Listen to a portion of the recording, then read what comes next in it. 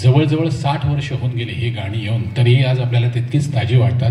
देवगड तालुक्यात एक कवी आहेत, कविवर्य प्रमोद जोशी. त्यांना मी विचारलं होतं की ही जुनी गाणी नेहमी म्हटली जातात किंवा रसिक प्रेक्षकांकडून सुद्धा त्याच गाण्यांना पसंती दिली जाते, तर या जुन्या गाण्यांची गंमत काय आहे? त्यांनी फार छान उत्तर दिलं. त्यांनी सांगितलं, विघ्नेश असं बघा, जुनीच गाणी पुन्हा पुन्हा गात असतं कोणीतरी, जुनीच गाणी पुन्हा पुन्हा गात असतं कुणीतरी, पण तीच गाणी ताजी करून ऐकत असतं कुणीतरी. त्याच जागी प्राण उसळून सूर लावण्यात मजा आहे, शब्द सुरांशिवाय जगणं म्हणजे जीवघेणी सजा आहे. लोणचं मुरत गेलं की त्याची चव वाढत जाते, लोणचं मुरत गेलं की त्याची चव वाढत जाते. सावकाश रिकामे होतात पेले, पण नशा मात्र चढत जाते. काही क्षण स्वतःलाही विसरण्यातच मजा आहे आणि उतू जाऊन भांड्याबाहेर पसरण्यातच मजा आहे. शब्द सुरांशिवाय जगणं म्हणजे जीवघेणी सजा आहे, शब्द सुरांशिवाय जगणं म्हणजे जीवघेणी सजा आहे. परंतु प्रत्येक वेळी असं नाही की चांगले शब्दच होते, कधी कधी असं नाही की चांगल्या बंदिशी आधी वापरल्या, त्याच्यावरून नाट्यपदं आली. आणि याचं श्रेय जर का शास्त्रीय संगीत, नाट्यसंगीताच्या माध्यमातून घरोघरी जर का पहिल्यांदा कोणी पोचवलं असेल तर त्याचं श्रेय भास्कर बुवा बखले किंवा रामकृष्ण बुवा भजे म्हणजे अण्णांचे गुरु यांनाही द्यायला पाहिजे. उत्तमोत्तम बंदिशी त्यांनी नाट्यसंगीतासाठी वापरल्या. एक छोटासा प्रसंग सांगतो. हे वर्ष सुप्रसिद्ध संवादिनी वादक गोविंदराव पटवर्धन यांचं जन्मशताब्दी वर्ष आहे, म्हणून गांधर्व महाविद्यालय जे आहे वाशीला, तिथे त्यांच्या स्वतंत्र हार्मोनियम वादनाचा कार्यक्रम होता. आणि त्यांच्याबरोबर आम्ही दोघं तिघं साथीला, म्हणजे काय साथ असं नाही, स्वर धरून बसायचं त्यांच्याबरोबर. मी बसलो होतो आणि त्यांनी आधी संगीतभूषण पंडित रामभाऊ यांचा GRRA म्हणजे सोहनी हा राग वाजवला आणि पटकन इकडून कोणतरी म्हणाले की आता गोविंदराव पिया कर धर देखो वाजव, आणि तिकडून कोणतरी म्हटलं की गोविंदराव मधुकर वन वन फिरत करी गुंजारावर वाजव. तो गोविंदराव क्षणभर थांबले आणि म्हणाले, नक्की काय वाजवू, पिया कर धर देखो वाजवू का मधुकर वन वन वाजवू? तर ते म्हणाले, असं काय करताय, दोन्हीची चाल सारखीच आहे. तर गोविंदराव म्हणाले, मी चाली वाजवत नाही, मी शब्द वाजवतो, कारण मी भालचंद्र पेंढारकरांचा शिष्य आहे. ऱ्हस्व दीर्घ सुद्धा वाजवतो, त्यामुळे पिया कर धर देखोची चालही तीच आहे आणि मधुकर वन वन फिरत करी याची चाल देखील तीच आहे. पण शब्द वेगळे असल्यामुळे शब्द तुझा वाद्यावर तसेच वाजावे लागतात ऱ्हस्व दीर्घासारखे. तर मी असं करतो, दोघांचाही सन्मान ठेवण्यासाठी दोन्ही वाजवतो. म्हणून त्यांनी पिया कर धर देखो फक्त आउटलाईन वाजवली आणि मधुकर वन वन हे बालगंधर्वांच्या शैलीत त्यांनी वेगवेगळ्या व्हरायटी घेऊन सादर केलं. तर आज आपण पिया कर धर देखो झलक आणि मधुकर वन वन फिरत करी, आणि मी जरी गोविंदरावांचा शब्द असलो तर मी फक्त चालच वाजवतो, कारण मी तसं बऱ्याच चालीचा आहे, फार काही चांगल्या चालीचा नाही. त्याने शब्द वाजवायच्या पद्धत मी काही पडत नाही, कळलं का?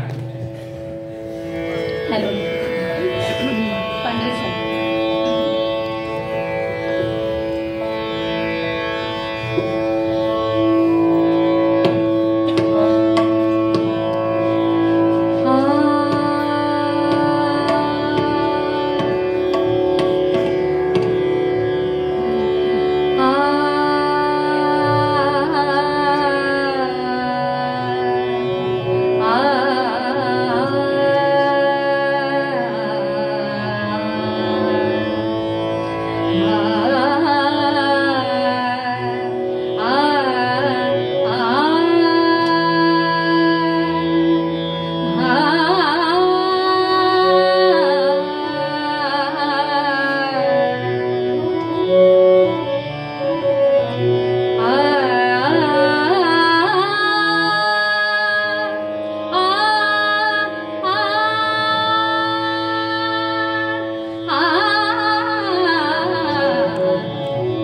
कर धर देखो धरकत है मोरी छतिया, पिया कर धर देखो धरकत है मोरी छतिया, पिया कर धर देखो धरकत है मोरी छतिया।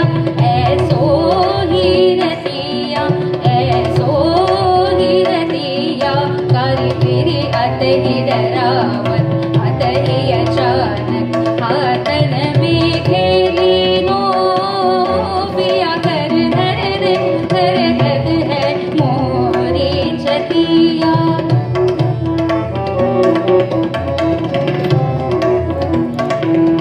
मधुकर वन वन फिरत करी गुंजारवाला, मधुकर वन वन फिरत करी गुंजारवाला। भोगी पुष्पमाला, भोगी पुष्पमाला, भोगी पुष्पमाला, भोगी पुष्पमाला, भोगी पुष्पमाला। अभिनव कुसुम मधुपा सहज सुसविते नूतन शृंगाराला, मधुकर वन वन फिरत करी गुंजारवाला, मधुकर वन वन फिरत करी गुंजारवाला।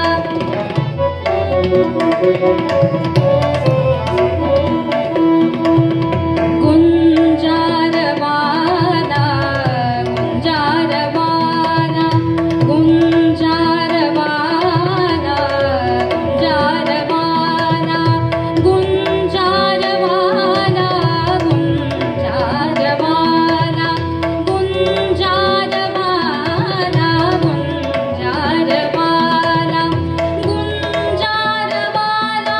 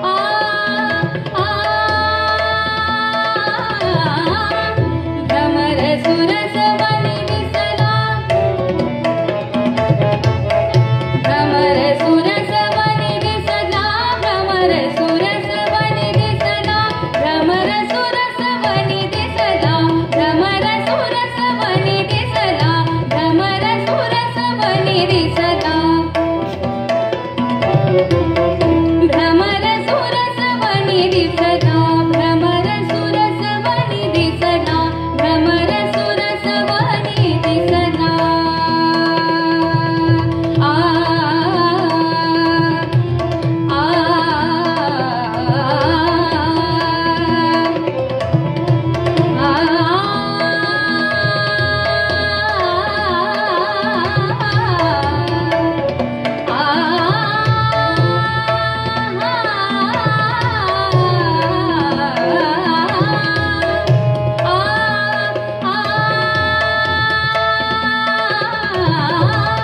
भ्रमर सुरसवनी दिसला भ्रमर सुरसवनी दिसला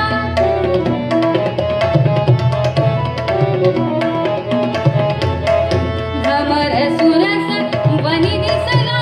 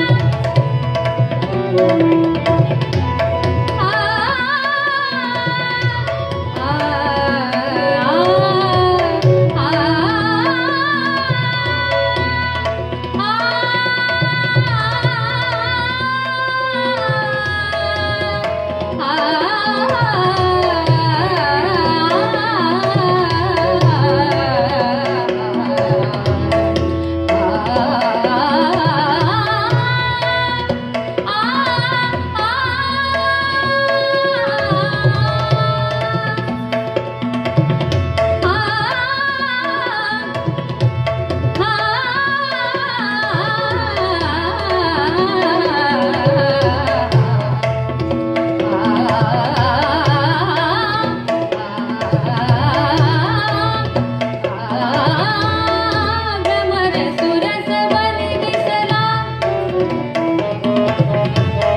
भ्रमर सुरसवनी दिसला भ्रमर सुरसवनी दिसला कमला टाकुनी कक्ष अदय भयन झाला कोमे जरे सुमन दल कोमे जरे सुमन दल दुःख विमजला मधुकर मन मन फिरत करे गुंजारमाला मधुकर मन मन फिरत करे गुंजारमाला भोगी पुष्पमाला भोगी पुष्पमाला अभिनव कुसुम मधुपा सहज सुसविते नूतन शृंगाराला मधुकर मन मन फिरत करे गुंजारमाला मधुकर मन मन फिरत करे गुंजारमाला मधुकर मन मन फिरत करे गुंजारमाला मधुकर मधुकर मधुकर वन वन फिरत करे गुंजारमाला मधुकर वन वन फिरत करे गुंजारमाला वन पूकार वन वन फिरत करे गुंजारमाला मधुकर वन वन फिरत करे गुंजारमाला करे गुंजारमाला करे गुंजारमाला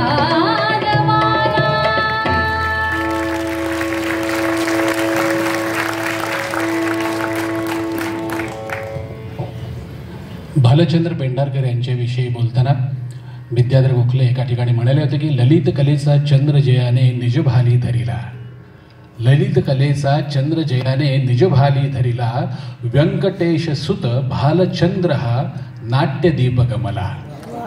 वडिलांचं नाव व्यंकटेश, भालचंद्र पेंढारकरांच्या वडिलांचं नाव, म्हणून व्यंकटेश सुत भालचंद्र हा नाट्यदीप गमला. ललित कलादर्श मला असं वाटतं मराठी संगीत रंगभूमीच्या इतिहासात एकमेव संस्था अशी असेल की जी 100 वर्षांपेक्षा जास्त कार्यकाळ कार्यरत होती. आज म्हणजे महाराष्ट्रात किंवा मुंबईत वेगवेगळ्या ठिकाणी वेगवेगळ्या कलावंतांच्या नावाने चौक आहेत, पण ललित कलादर्श ही एकमेव संस्था असेल की जिच्या नावानेच चौक आहे, जो रॉयल ऑपेरा हाऊस आहे तिथे आहे, एकमेव संस्था कदाचित असेल. आज आपल्याला कौतुक वाटतं की अमेरिका दौरा झाला, म्हणजे त्यातही कष्ट असतात, नियोजन असतं, पण विचार करा 1958-59 साली आपल्याकडे मोबाईल नव्हता, इन्स्टा, फेसबुक, व्हॉट्सअप असं काहीही नव्हतं. केवळ पत्र किंवा तार म्हणतो ती तार पाठवायची किंवा ट्रंक कॉल बुक करायचा, त्याच्यावर नियोजन करायचं. आणि 1958-59 साली, साल कदाचित चुकत असेल, ज्ञानेशनी मला करेक्ट करावं, त्या काळी ललित कला दर्श या संस्थेने भारतभराचा दौरा केला होता. 90 दिवसात 60 प्रयोग अण्णांनी केले होते. विचार करा केवढं नियोजन केलं असेल. आणि अण्णांची नाटकं ही 4 किंवा 5 पात्री नाटकं नाही, सगळी मोठी नाटकं होती त्यावेळी. साथीदारच 3 असायचे समोर, म्हणजे हे 3 आणि बाकीची बॅकस्टेजवाली मंडळी. आणि तेही रेल्वेचा आणि विमानाचा प्रवास, किती पत्रव्यवहार केला असेल. अण्णांना मी विचारलं होतं की हे नियोजन कसं केलं, ते म्हणजे 1 वर्ष माझं प्लॅनिंग चालू होतं. म्हणजे 1 वर्षांनी काय करायचं आहे आपल्याला, नोव्हेंबर आणि डिसेंबर, जानेवारी, फेब्रुवारीमध्ये याचं 1 वर्ष नियोजन चालू होतं. अण्णांची सगळीच नाटकं गाजली, पण अण्णांचं सगळ्यात महत्त्वाचं कॉन्ट्रिब्युशन ज्याला म्हणतो की त्यांनी जुनीच नाटकं केली नाहीत. वडिलांच्या निधनानंतर 1943 किंवा 42 साल असेल, अण्णांचं वय अवघं 21 वर्षाचं होतं. सुरुवातीला 12-15 वर्ष कदाचित त्यांनी तीच सगळी जुनी जी ललित कला दर्शची गाजलेली नाटकं होती ती केली. पण त्यानंतर 1960 नंतर नव्या 15 संगीत नाटकांची निर्मिती केली आणि ती सगळी सक्सेसफुल करून दाखवली. त्या काळी पंडितराज जगन्नाथचे 1000 प्रयोगमध्ये विचार करा बरं. आजच्यासारखी 2 तासाची नाटकं नाहीत, 2.25 तासाची नाटकं नाहीत. आणि अण्णा प्रमुख भूमिकेमध्ये, म्हणजे गाणारे सुद्धा अण्णाच, काम करणारे सुद्धा अण्णाच, नियोजन करणारे सुद्धा अण्णाच. त्यामुळे गळा, बुद्धी आणि शरीर याचा फिटनेस अण्णांनी किती टिकवला असेल बघा. 1998 साली दुरितांचे तिमिरे जाऊन नाटकाचं प्रयोग मी पाहिलेलं आहे गडकरीला. त्यावेळी अण्णा म्हणाले की हे नाटक मी गेली 40 वर्ष चालू ठेवतोय. 40 वर्ष फिटनेस ठेवायचा आणि त्या भूमिकेसाठी, दिगूसाठी. आता हे ठीक आहे, मूर्ख माणसं होती काय काय की अरे आता अण्णांचं जरा ते केस गेलं, अरे 40 वर्ष करतोय तो माणूस, तुम्ही 40 वर्ष तुमच्या घरापासून बसस्टॉपपर्यंत व्यवस्थित चालून दाखवा आणि मग सांगा फिटनेस केस गेलेत का काय ते, तुम्हाला चालता येत नाही. आणि अण्णांनी 40 वर्ष एक नाटक चालू ठेवलं. अण्णांसाठी एकदा जोरदार टाळ्या झाल्या पाहिजेत. आपल्याकडे काही काही समीकरणं आहेत, म्हणजे तोमिनेवेस म्हटलं की प्रभाकर पंत पणशीकर, लाल्या म्हटलं की काशीनाथ घाणेकर, अशी समीकरणं आहेत आपल्याकडे. तसं बालगंधर्व म्हटलं की रुक्मिणी असेल, सुभद्रा असेल, कान्होपात्र असेल. त्याप्रमाणे भालचंद्र पेंढारकर म्हटलं की पहिल्यांदा दुरितांचे तिमिरे जाऊ मधला दिगू आपल्या डोळ्यासमोर येतो. होनाजी बाळामधला बाळा करावा तो फक्त आणि फक्त भालचंद्र पेंढारकरानेच. शारदामधला श्रीमंत करावा तो फक्त भालचंद्र पेंढारकरानेच. आणि पंडितराज जगन्नाथ या नाटकामधला पंडितराज करावा तो सुद्धा भालचंद्र पेंढारकरानेच. बरं, अण्णांची पद्धत अशी होती की जे गाणं सुरू व्हायचं, म्हणजे आता माझं काय स्वागत किंवा भाषण संपलं, हां आता गोविंदा तू सूर दे, आता मी गाणं सुरू करतो, असं नसायचं. ज्या स्वरात गायचं आहे त्या स्वरात सगळी वाक्य अण्णा बोलायचे. त्यामुळे क्वचित प्रसंगी सूर मिळाला नाही तरी अण्णांचं गाणं हे त्या सुरातच सुरू व्हायचं. कारण पहिली 10-12 वाक्य जे आपण म्हणतो ना कसे, पहिला मजला, दुसरा मजला, तिसरा मजला आणि मग गाणं, अशी अण्णांची पद्धत होती. तर मी धवलला विनंती करतो की पंडितराजमधलं आधी अण्णांचं ज्या 4 ओळी आहेत त्या पाठ असतील तर त्या, आणि मग अण्णांनी गाजवलेलं मदनाची मंजिरी. Hello hello. जहापना, सहज सुरे घेऊन उभ्या असलेल्या शेजारीचं वर्णन करायला मी तिच्यासारखी मोहक मुलायम वाणी कुठून आणू?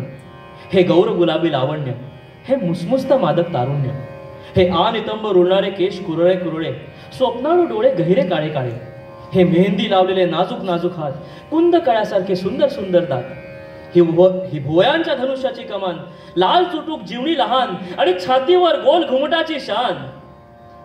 अशा या राजकन्येला पाहून मनात अनेक रम्य कल्पना येतात. असं वाटतं हा मदनाची मंजिरी साजिरी, मदनाची मंजिरी साजिरी, मदनाची मंजिरी साजिरी, उषाच हसरे हसरी हसरी हसरे, उषाच हसरे हसरी उषाच हसरे, चंद्रिकाच कोवळी कायही, चंद्रिकाच कोवळी कायही, चंद्रिकाच कोवळी कायही, चंद्रिकाच कोवळी कायही, चंद्रिकाच कोवळी कायही, चंद्रिकाच कायही चंद्रिकाच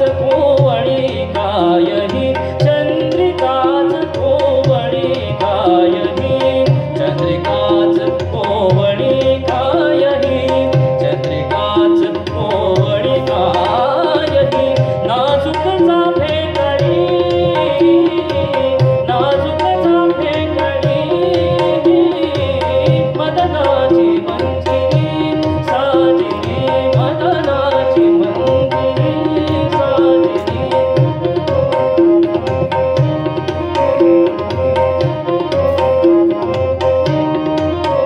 गुलाब या गाली गुलाब या गाली गुलाब या गाली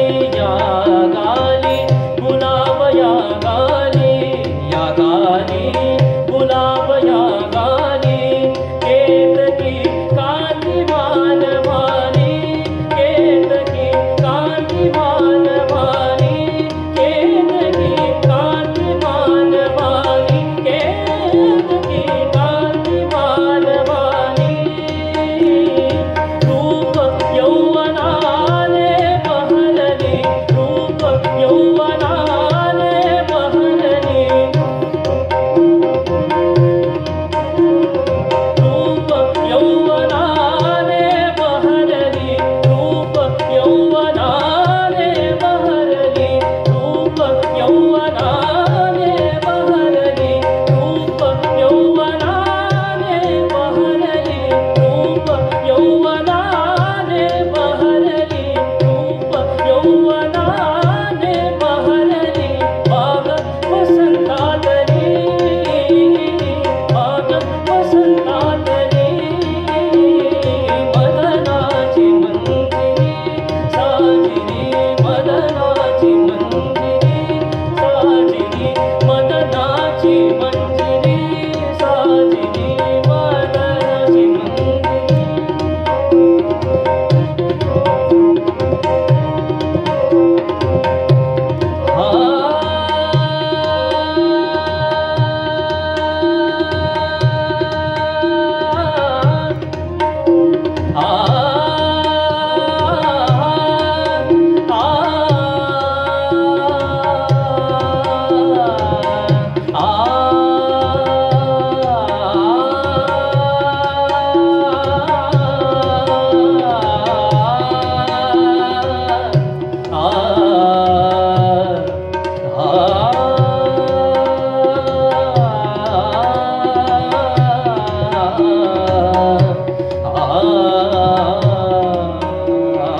रसिक मनोहारिणी घडिया रसिक मनोहारिणी घडिया रसिक मनोहारिणी घडिया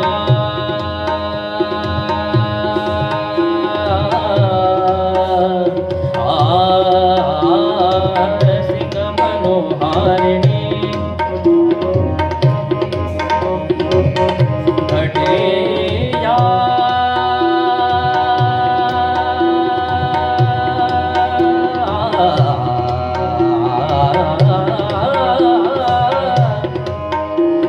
मनोहारिणी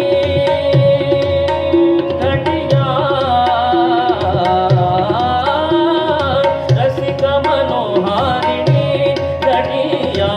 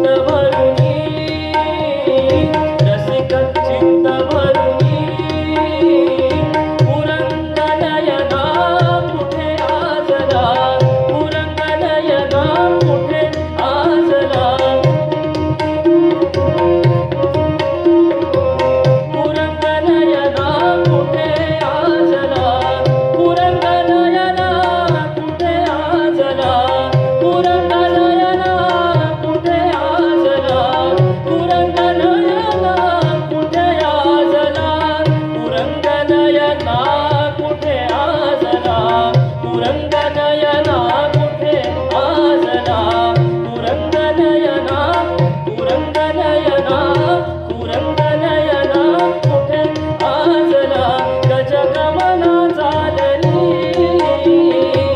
गजगमना चालली मदनाची मंजिरी साजिरी मदनाची मंजिरी साजिरी उषाच हसरी चंद्रिकाच पोवणी कायनी चंद्रिकाच पोवणी कायनी नाजूक चाफे कडी नाजूक चाफे कडी मदनाची मंजिरी साजिरी मदनाची मंजिरी साजिरी मदनाची मंजिरी मंजिरी मंजिरी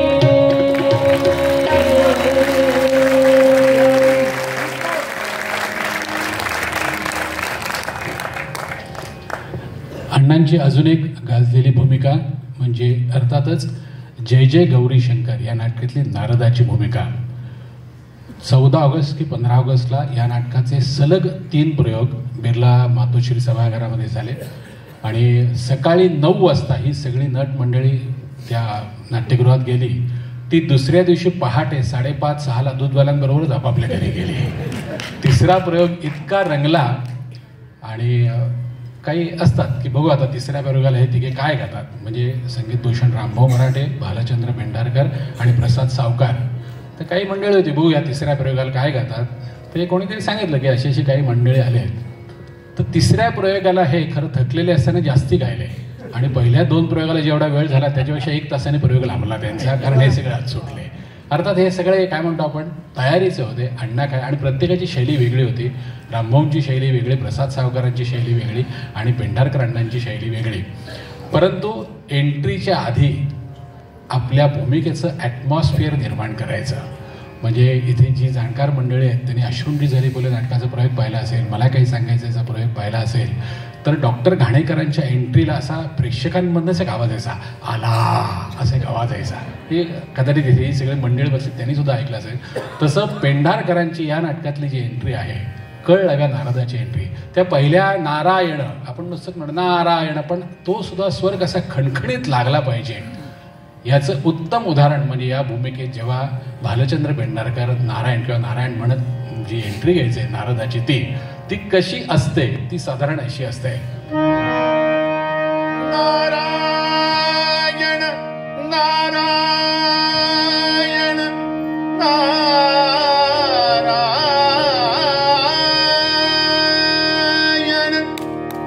रमा रमण श्रीरंग जय जय रमा रमण श्रीरंग रमा रमण श्रीरंग जय जय रमा रमण श्रीरंग जय जय रमा रमण श्रीरंग श्रीरंग श्रीरंग.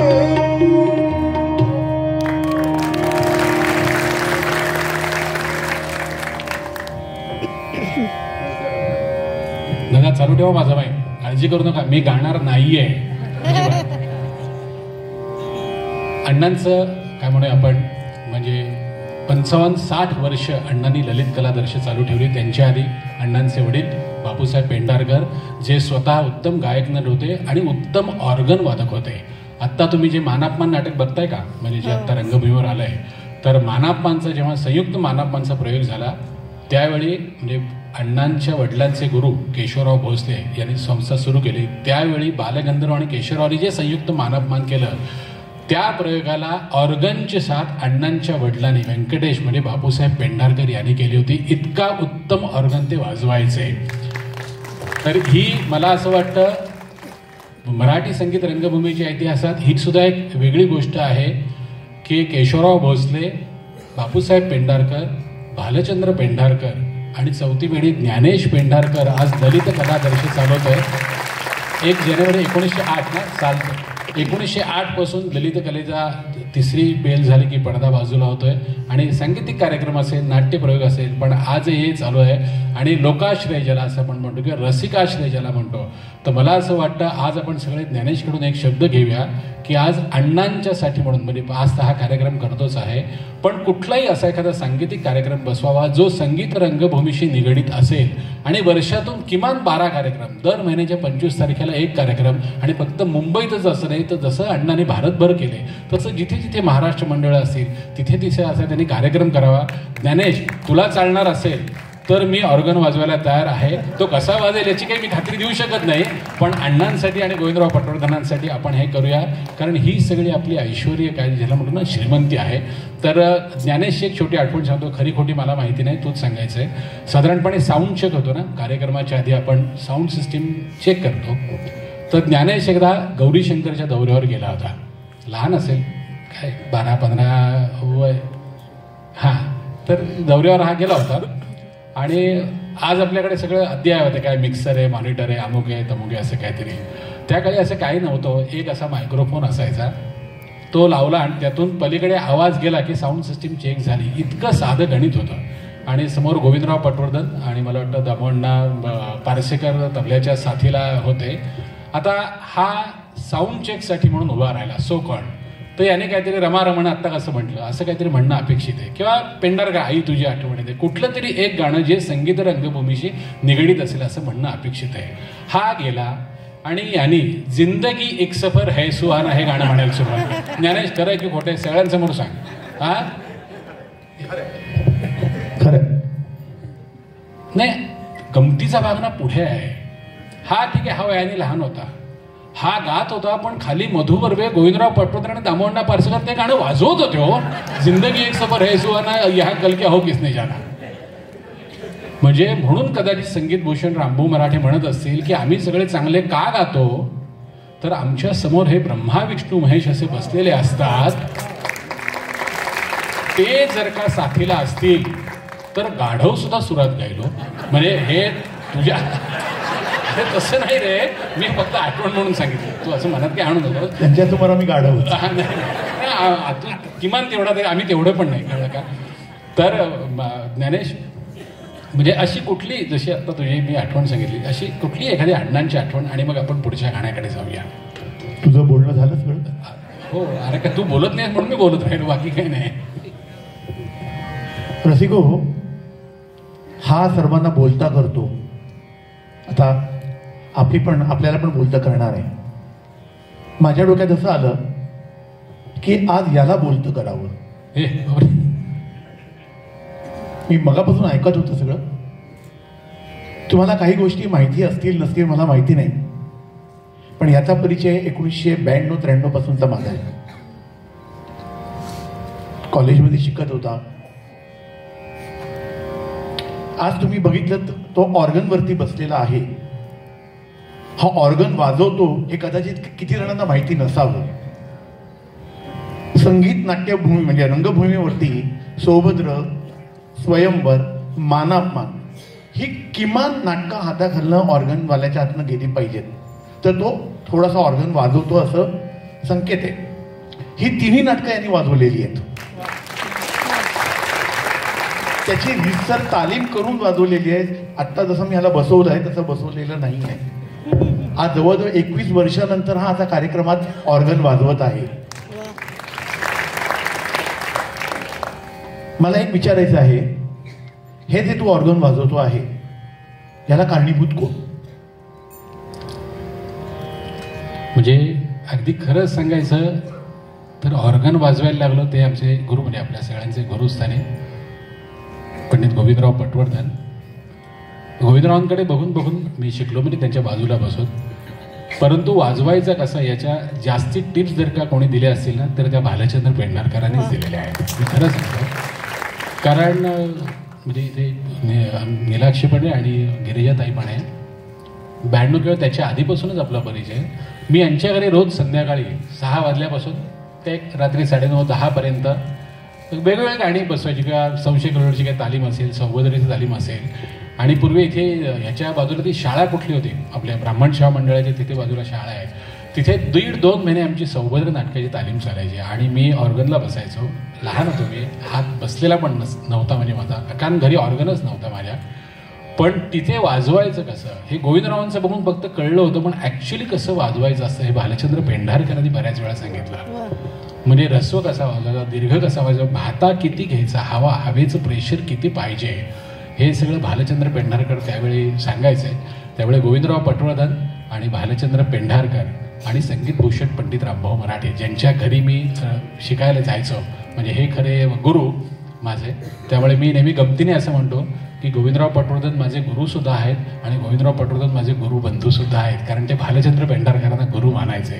तर असं आहे. आणि आज ह्यांनी जे सगळं सांगितलं त्यातलं हे वाक्य खरं आहे. आज मी खरंच 21 वर्षांनी ऑर्गन वाजवतोय. सराव नाही आहे, मी आपला ह्यांनी मला ढकललंय म्हणून मी बसलोय इतकंच.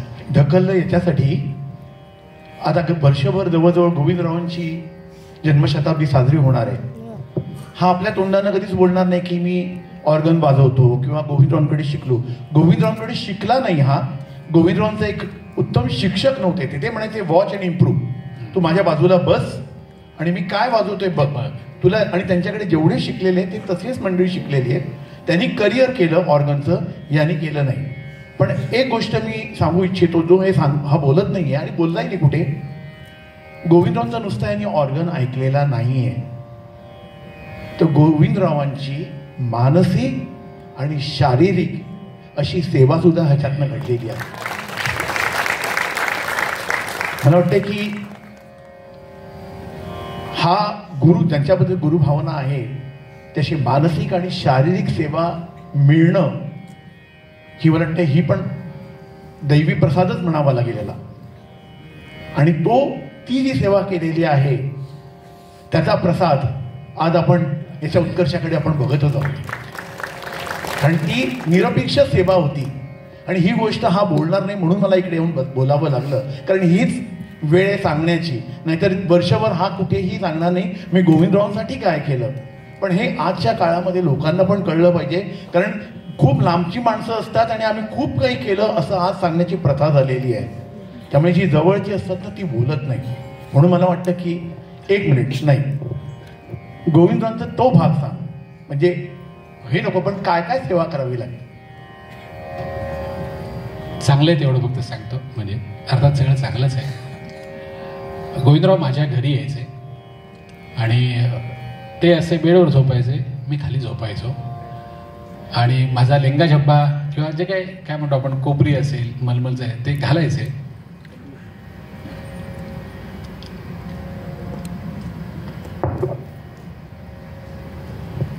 सॉरी, अगदी छोटी गोष्ट तुम्हाला सांगतो. युरिनला जायचंय माणसाला, वय झालं होतं गोविंदरावांचं, आणि लेंग्याची नाडी सोडायची. आणि युरिनला गेल्यावर जे नैसर्गिक होतं युरिन आपल्या हातावर, म्हणजे आपण लेंग्याची नाडी सोडल्यावर युरिन आपल्या हातावर नॅचरली सांगणार. कधी कधी त्यांना तसं व्हायचं. अर्थात हे कार्यक्रमात सांगण्याचं नाही, तर असे अनेक प्रसंग आहेत, आपण ते नको सांगू. सॉरी, म्हणजे मला असं म्हणायचं आहे की इतकी तपश्चर्या, ही सेवा जी आहे ना त्याचं फळ आज आपल्याला दिसतंय बघा. आपण निरपेक्षेने सेवा केलेली असते कोणत्याही साधकाची, मग तो वादक असेल, स्टेजवरचा नट असेल, साहित्यिक असेल, पण ती सेवा कुठे ना कुठेतरी तुम्हाला फळा रूपाला येतेच येते. आणि मला वाटतं ही गोष्ट हा आपल्या मुखातनं कधीच बोलणार नाही आणि ही गोष्ट आड राहणार आहे. म्हणून मी आज खरं हे जागा नाही बोलायची, पण मी मुद्दामून बोललो. दुसरी गोष्ट,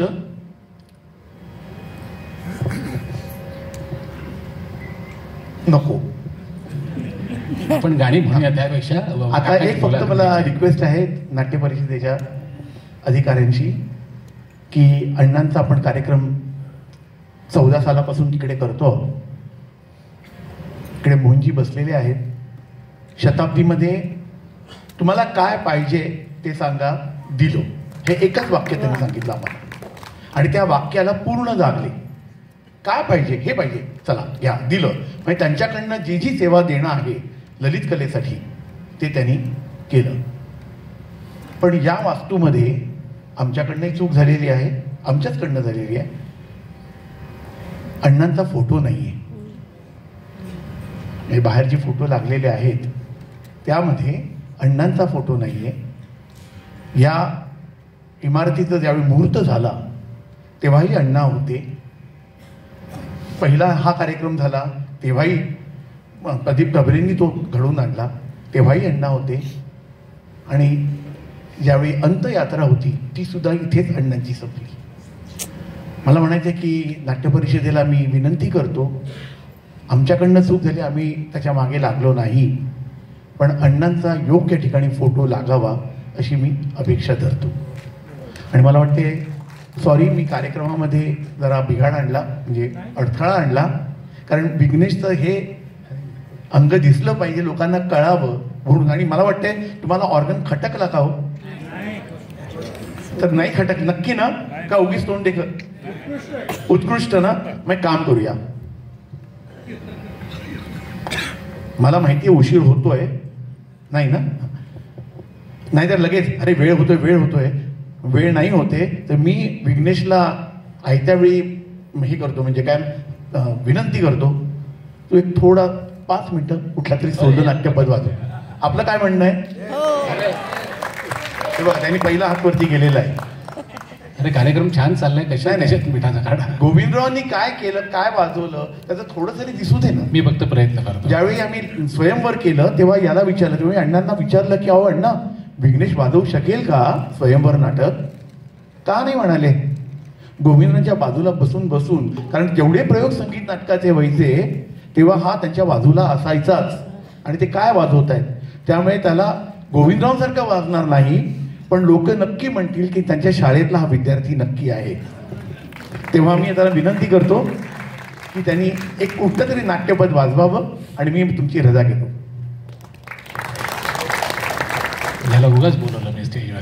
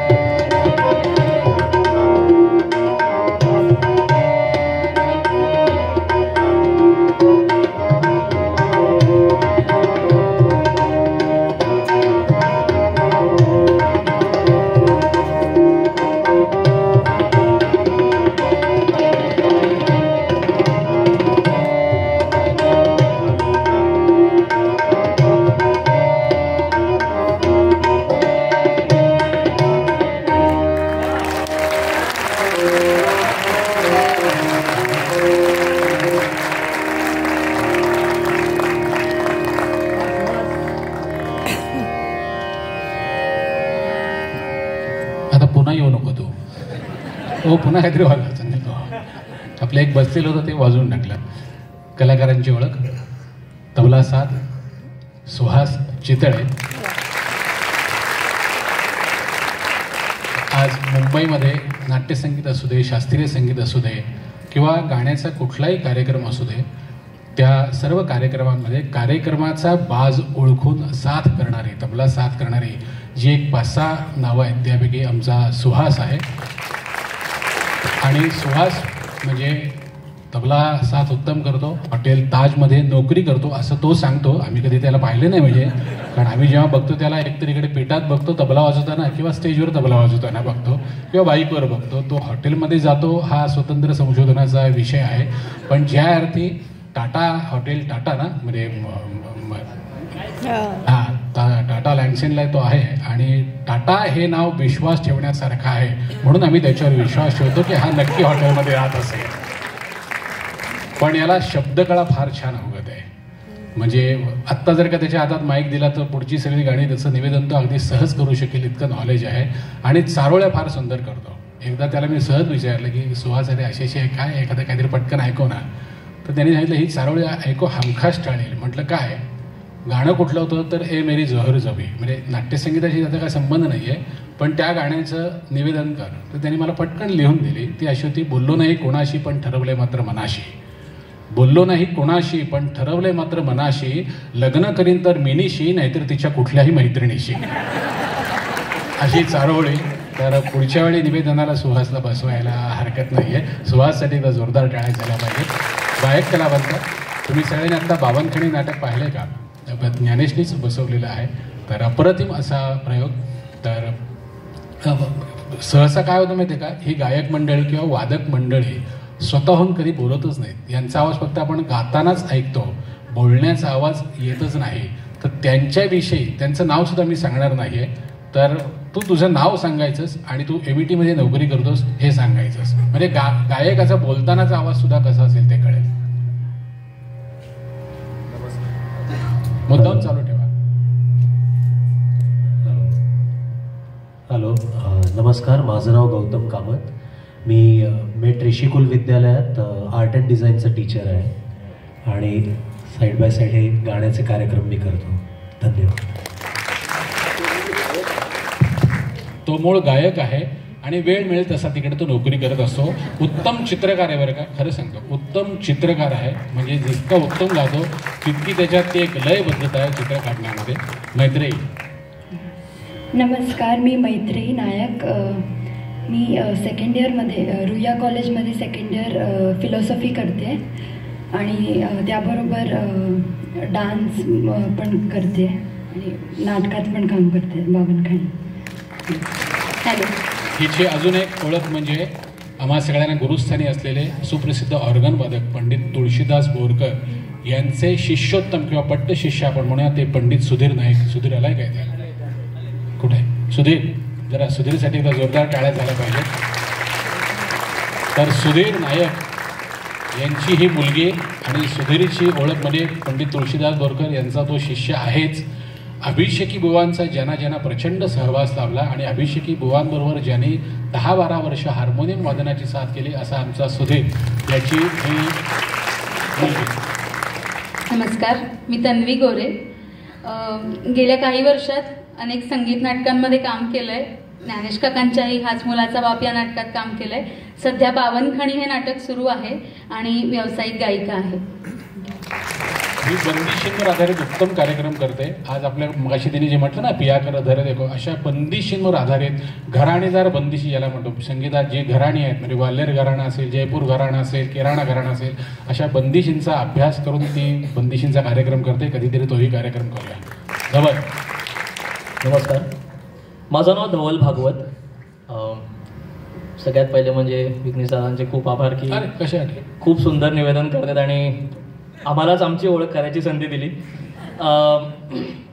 पेशाने मी ॲक्च्युली एक सॉफ्टवेअर आर्किटेक्ट आहे. मी आता सध्या डेलॉयटला काम करतो आहे आणि ह्याचसोबत बाजूला गाण्याचे कार्यक्रम आणि आमचं सगळ्यांचाच बावनखणी सध्या सुरू आहे रंगमंचावर. तर चालू. धन्यवाद. तुम्ही सगळ्यांनी मी तुम्हाला रिक्वेस्ट करतो, कधी हे की आधी काहीतरी नोकरी करतो आणि साईड बाय साईड गाणं करतो असं अजिबात सांगू नका. पु ल देशपांडेंनी सांगितलं होतं, आत्ता जर का आपण रस्त्यावर गेलो ना तर अनेक डॉक्टर्स दिसतील, इंजिनियर्स दिसतील, पाटी असेल त्यांची, अमुक अमुक चार्टर्ड अकाउंटंट आहे, LLB आहे, अमुक आहे, तमुक आहे, पण हा गवई आहे अशी पाटी तुम्हाला कुठेही दिसणार नाही. तर तुम्ही सगळे गवई आहात याचा तुम्ही सार्थ अभिमान बाळगा. आम्ही 2 कंबोऱ्यांमध्ये बसून 2 वाद्यांमध्ये बसून गातो. आणि मला अतिशय आनंद झाला की तू मी निवेदन चांगलं करतो असं म्हणाला ते. त्याचा दुसरा भाग मला माहिती होतं, ऑर्गन काय तितकासा चांगला वाजवत नाही ते मला माहिती होतं, पण असू दे, चाकली पुढं आपली आपण 1.25 लाखाची ठेवूया. आपल्याकडे किती 15 मिनिटं आहेत ना, अजून 15-20 मिनिटं आहेत ना. हां, तर पेंढारकर अण्णांचं अतिशय गाजलेलं नाटक आणि हे सगळे काय म्हणे आपण बावनखणीमध्ये, तर कुठलंही बावनखणीमधलं कुठलंही एक गाणं, देवता असेल किंवा कुठलं काही प्रीतीचा कल्पतरू कुठलंही तुम्ही ठरवा ते.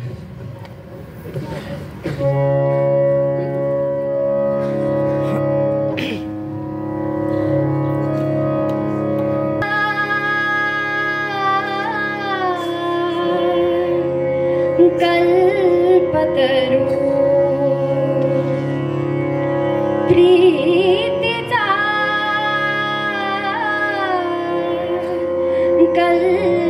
कल्पतरू जो मला लाभला, प्रीतीचा कल्पतरू जो मला लाभला, प्रीतीचा कल्पतरू जो मला लाभला.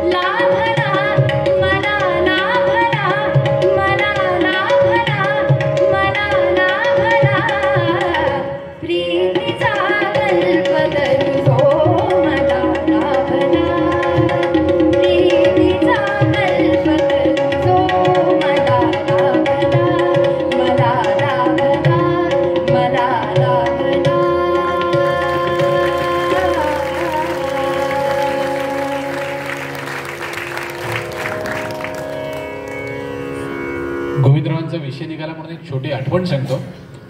ब्राह्मण सभेमध्ये संगीतभूषण पंडित रामभाऊ मराठे यांची मैफिल होती आणि मास्तर कृष्णराव आणि रामभाऊ मराठे हे 2 गायक असे होते की ज्यांच्या गाण्याला ब्राह्मण सेवा तुडुंब भरलेली असायची आणि त्या काळी या दोन्ही गायक कलावंतांची 2-2 गाणी व्हायची. म्हणजे गणपतीमध्ये एक गाणं काय जो काही व्यावसायिक जे काही मानधन असेल ते ठरवून आणि एक गाणं फुकट असं यांचा एक प्रघात होता. तर मास्तर कृष्णरावांचं गाणं होतं आणि आजही गिरगावात अशी अडचण आहे की पहाटे 4:30-5ला पाणी येतं आणि 5:30ला पाणी गेलेलं असतं.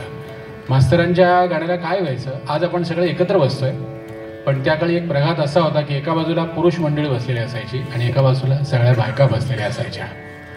मास्तरांच्या गाण्याला 2 मध्यंतर असायचे. रात्री 9:30ला गाणं सुरू झालं की पहिलं मध्यंतर 12:30 वाजता आणि दुसरं मध्यंतर 3:30-4:45ला आणि त्यानंतर मग भैरवी वगैरे मास्तर घ्यायचे. तर एकदा असं झालं, दुसरं मध्यंतर झालं आणि पुरुषांची तोबा गर्दी होती आणि ज्या बायका सासू या पदाला पोहोचलेल्या आहेत त्याच फक्त गाणं ऐकायला बसल्या होत्या. कारण बाकी सगळ्या सुना नाळावर तिकडे बादली आणि कळशे निलाक्षेला माहिती ती गिरगावातली, त्यामुळे काय होतं चालीमध्ये. तर मास्तर आले, बसले मध्ये, त्यांची काही टोपी काढून ठेवली आणि समोर एक ब्राह्मण समाजातले त्यांचे एक स्नेही होते. ते पटकन म्हणाले, मास्तर जरा आता मालकंस समजू दे, मालकंस. मास्तरीने असं तिरक्या नजरेने बघितलं आणि म्हणाले, अरे लेका माल सगळा केव्हाच निघून गेलाय, कंस फक्त शिल्लक राहिलेत, मालकंस कसला गाठोस तू. गंमत होती अर्थात ही सगळी. तर आचार्य अत्र्यांचं मालकंस रागावरचं एक गाणं, म्हणजे त्या किश्याचा आणि इथे मालकंस वगैरे याचा काही संबंध नाही. सगळे रसिक आहेत याची मला कल्पना आहे. उगवला चंद्र पुनवेचा.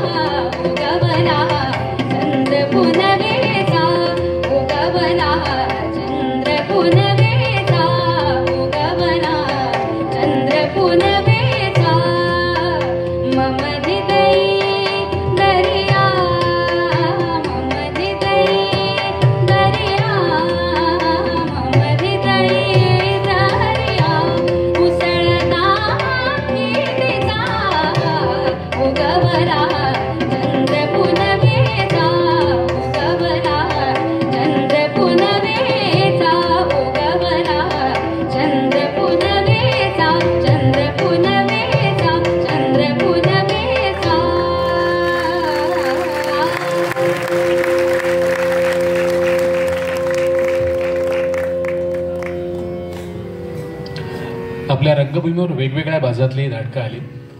तसंच एक भक्तिरसप्रधान नाटक म्हणजे जे आलं होतं, ज्याला अभिषेकींचं संगीत होतं, संत गोरा कुंभार. म्हणजे जसं संत कान्होपात्रा नाटकाला उदंड यश मिळालं, तसंच संत गोरा कुंभार अशोकजी परांजपे यांचं हे नाटक. आणि संत परंपरेत जाऊन बसतील असे अभंग त्यांनी लिहिले होते. आणि अभिषेकी बुवांनी खऱ्या अर्थाने अक्षरशः भक्तिरसाने ओथंबलेलं असं संगीत दिलं होतं. वेळेचं बंधने म्हणून पटकन मी गौतमला विनंती करतो, अवघे गरजे पंढरपूर.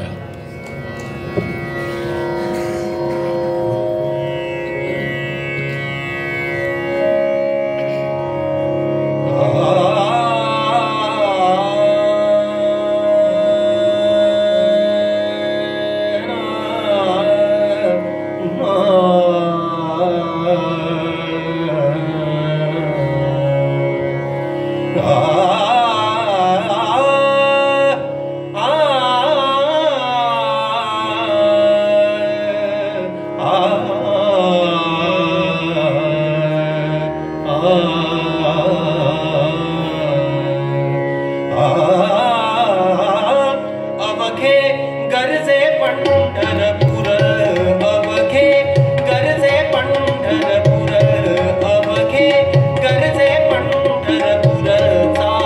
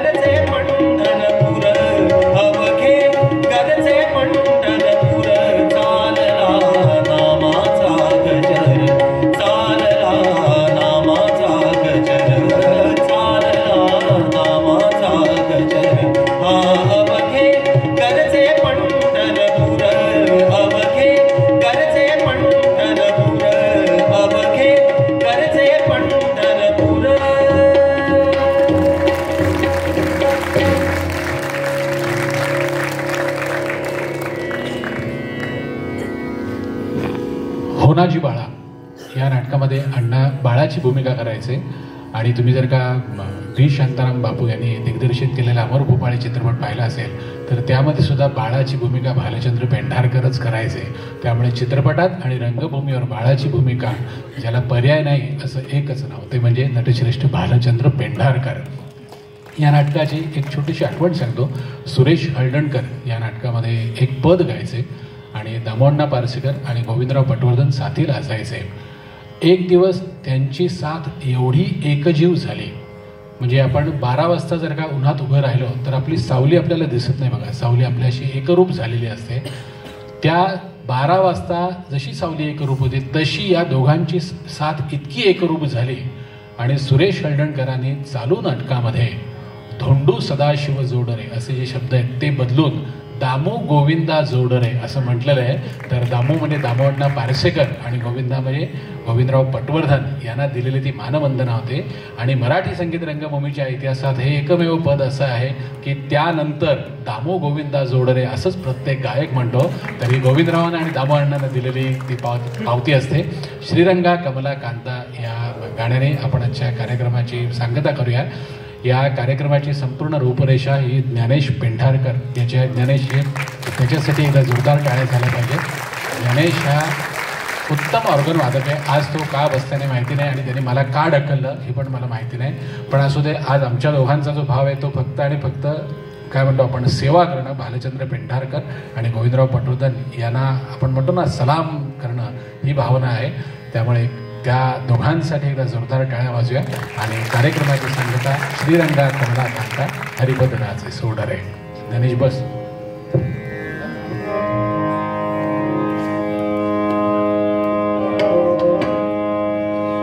Hello hello.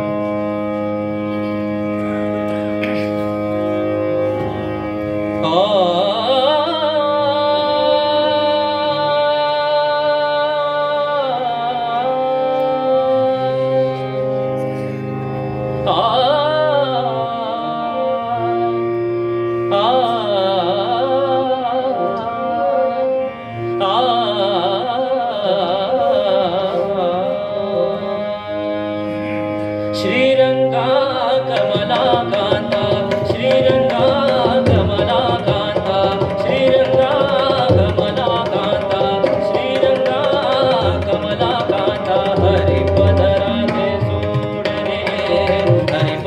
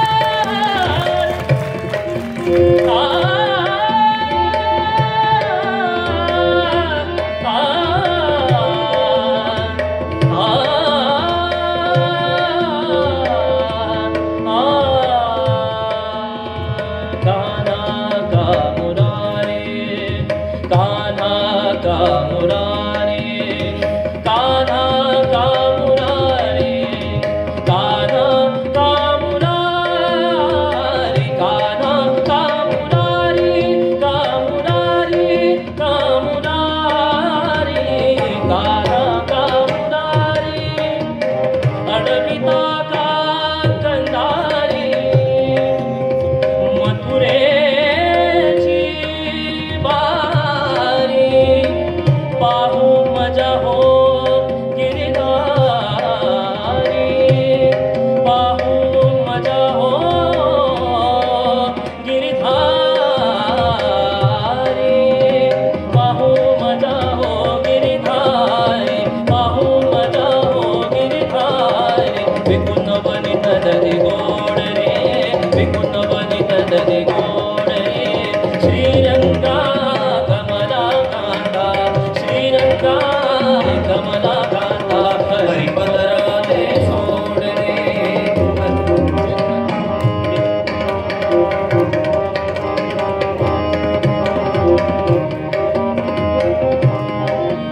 विनमुनी कृष्णासी शरणागत झाला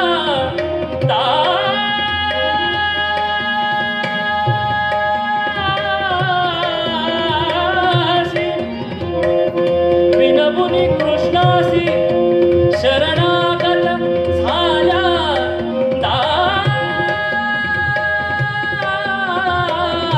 दासी शरणागत झाल्या दासी